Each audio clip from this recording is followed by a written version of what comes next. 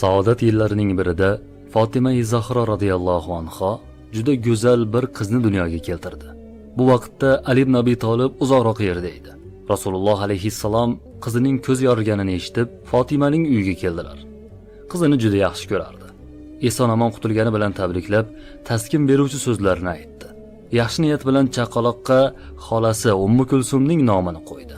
Rasululloh alayhissalom sharafli qo'llarini go'dak ustida yurgizib, bu qizni muborak bo'lishini so'rab, Allohga duo qildilar. Ramazonning 22-kuni tarixdagi saodatli ayollar silsilamiz davom etadi. Safardan qaytgan Ali zavjasi bir qiz tuqqanligi va chaqaloqqa bobosi Hazrati Muhammad alayhissalom tarafidan ism berilganini eshitib juda sevindi. Kunlar, oylar o'tgan sari qizaloq o'sib ulg'ayib, go'zalligi ham ortib borardi. 10 yoshga yetmasdan bobosi Muhammad alayhissalom vafot etdilar. Ummu Kulsum bobosining vafotidan eng ko'p iztirob chekkanlardan biri bo'ldi. Ummu Kulsum radhiyallohu anha hayotining ilk bahoridayoq juda fasih va baligh gapirardi. Shu bilan birga yosh bo'lishiga qaramay quvvatli iymon sohibasi edi. Uning axloqiy vasflari va fazilatlari xalifa Umar ibn Xattob radhiyallohu anhu quloqiga yetib keldi. Hazrat Umar anchadan beri Rasulullohga kuyov bo'lish orzusi bilan yurardilar. Shu bois Ummu Kulsumning qo'lini so'rash uchun qulay fursatni poylay boshladi. Umar ibn Xattob musulmonlar o'rtasida sodir bo'lgan muammolarda ko'pincha Ali radhiyallohu anhu hukm chiqarishini so'rardi.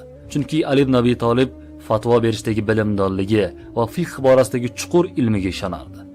Bir kuni navbatdagi masala ko'rib chiqildi va Ali ketmoqchi bo'ldilar. Umar uni to'xtatib, "Senda xususiy bir ishim bor edi, yo Ali", dedi. Hamma tarqalgach, ikkovlari o'rtasida quyidagi suhbat bo'lib o'tdi. Umar ibn al-Xattob dedi: "Ali, bu gaplarni senga zo'rg'a aytyapman. Agar rozi bo'lsang, Ummu Kulsum, qizingni menga nikohlashingni so'ramoqchiman", dedi. Shunda Ali: "U hali yosh yo mo'minlar amiri. Keyin siz bilan uning yoshi", dedi va jim bo'lib qoldi. Ya'ni Ummu Kulsum voyaga yetgan, ammo siz va uning yoshida katta farq bor demoqchi bo'ldi-yu, bu gapni aytmadi. Nega aytmadi? Chunki Umarul Faruq sovchi bo'lyapti. Payg'ambar alayhissalom Umar haqida "Agar mendan keyin nabiy bo'lsa, u Umar bo'ladi" deya maqtalgan odam sovchi bo'lyapti. Ali ibn Abi Talibga ham bu taklif yoqyapti. Umardek kishini o'ziga kuyov qilish katta sharaf axir. Ammo qizi bunga nima deydi? Umar ibn Xattob qattiq turib oldi. "Yo Ali, uni menga nikohla. Yo Ali, Allohga qasamki, uning suhbatini menchalik orzu qiladigan hech kim yo'q. Men Rasulullohdan qiyomat kuni mening nasabim va aqrabolarimdan boshqa nasab va qarindoshlik kesikdir deb aytganlarini eshitganman. Islomga kirish va qizimni Allohning rasuliga berish bilan u zotga qarindosh bo'ldim. Bu qarindoshlikni uning naslidan qiz olib, kuyov bo'lish bilan mustahkam qilishni orzu qilardim", dedi Umar roziyallohu anhu. Ya'ni Umar ibn al-Xattob yosh qizga nafs istagida yoki chiroy uchun emas, sharaf uchun uning qo'lini so'rayotganini tushuntirdi.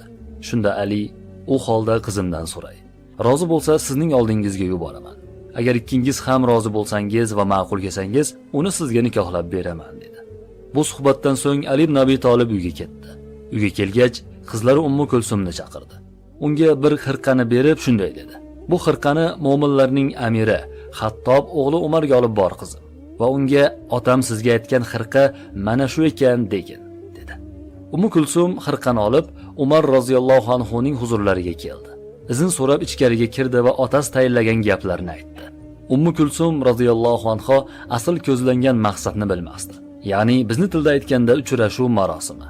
Biz hozir shuni ham katta marosim qilib o'tkazyapmiz-ku, ana shunday oddiy uchrashuv. Shu bahona ikki taraf bir-birini ko'rib oladi.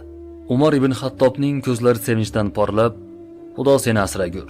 Otangga meni qabul etganimni, rozi bo'lganimni, xirqa menga yoqqanini ayt", dedilar. Ko'ryapsizmi? Madaniyatning cho'qqisini ko'ryapsizmi? Hozirgi yoshlar uchrashuvda bir-biriga aytgan so'zlarni ancha-muncha er-xotin ham uyaladi bir-biriga aytgani. Avval otalarimiz, buvilarimiz ham shunday uchrashgandilar. Ummu Kulsum uyga qaytib keldi. Otasi Ali unga sekin vaziyatni tushuntirdi.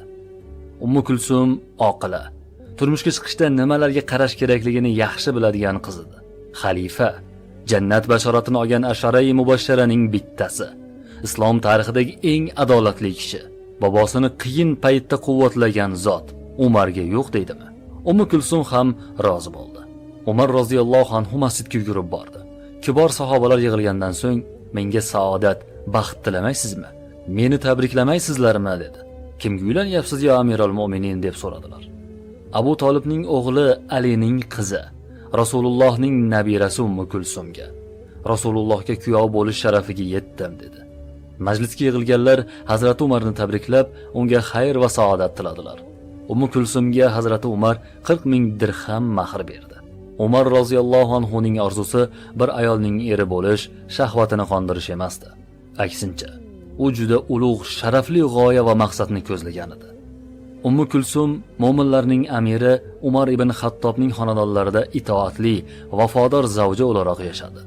Hazrat Umarning shiddati oila ehtiyojini ta'minlashda va musulmonlarga ularning moliga nisbatan juda ehtiyotkorligi bilan mashhur edi. Ummu Kulsum ham mustahkam iymon va axloq sohibasi edi. Shu sababli Umarning ahvolini juda yaxshi anglar, har bir vaziyatdan rozi bo'lib, hech qachon nolimasdi. Umar ibn Xattob shahid etilganida Ummu Kulsum qattiq iztirob ichida qoldi. Ummu Kulsum roziyallohu anha hayotida 3 marta katta sinovga duch kelgan. Eri Umar shahid qilindi. Sal o'tib otasi Ali shahid qilindi. Sal o'tib akasi Husayn shahid qilindi. Bir kuni Ummu Kulsum otasiga suiqasd uyushtirilgani haqidagi sovuq xabarni eshitdi. Otasining huzuriga keldi. Otasi Ali radhiyallohu anhu vujudlarga tarqalgan zahar ta'siridan hushsiz yotardi. Qotil Abdurrahmon ibn Muljam tutilib, qo'llari bog'langan holda olib kelingandi. Ummu Kulsum otasini cheksiz darajada sevardi. Otajon, otamga hech narsa qilmaydi. Ey Allohning dushmani, Alloh sen razilni rasvo qilsin. Meni otamni, Rasulullohning kuyovini, Asharai mubashsharaning bittasini, musulmonlar xalifasini nima qilib qo'yding dedi.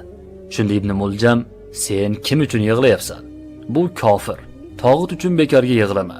Vallohi men bu qilichni 1000 dirhamga oldim. 1000 dirhamga zaharladim. Shu qadar zaharladimki, agar bu qilichning zarbasi butun Misr xalqiga urilganda hech kim sog' qolmasdi, dedi Xudo urgur Xavorij. Ibn Muljam yana shunday degan: Men qiyomat kuniga borsam, Alloh mendan nima amal qilding deb so'rasa, sen uchun Alini o'ldirdim deb aytaman, deydi. Xudoning elchisi Payg'ambar alayhissalomning o'zi guvohlik berib, Ali jannatda deb tursa, bu Xavorij shu gapni aytayapti. Xavorijlarning davomchilari hozir ham bor, ehtiyot bo'ling. Hazrati Ali zahar ta'siridan vafot etdi. Ummu Kulsumning ko'z yoshlari seldek oqdi. Bu voqeadan so'ng musibatlarning keti uzilmay ustma-ust kela boshladi. Biroq Ummu Kulsum bu alamlarga jasorat va matonat bilan chidadi.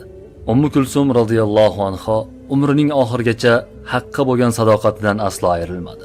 Pokiza, mo'mina holda Allohga yo'liqdi. Mavzu so'ngida bir mulohazamni aytmoqchiman.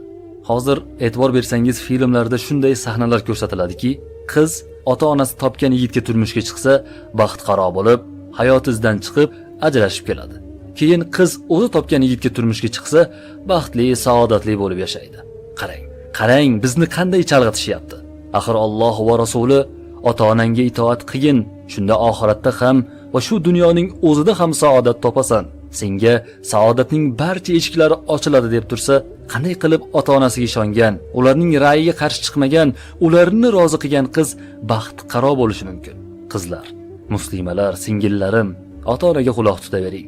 Sizni 18 yil, 19 yil ko'z qorachig'idek asrab, oqibatda sizni baxtqaro bo'lishingizni xohlaydimi? Axir sizni uzatayotganda ularning qalblari qanchalar tilka pora bo'lishini siz tushuna olganingizda edi. Ota-onalar ham Ali ibn Abi Talibdan o'rgansinlar. Avval qizimdan so'ray, rozi bo'larmikin deyishni ham bilish kerak. Ummu Kulsum radhiyallohu anhoning hayoti buning yaqqol misolidir.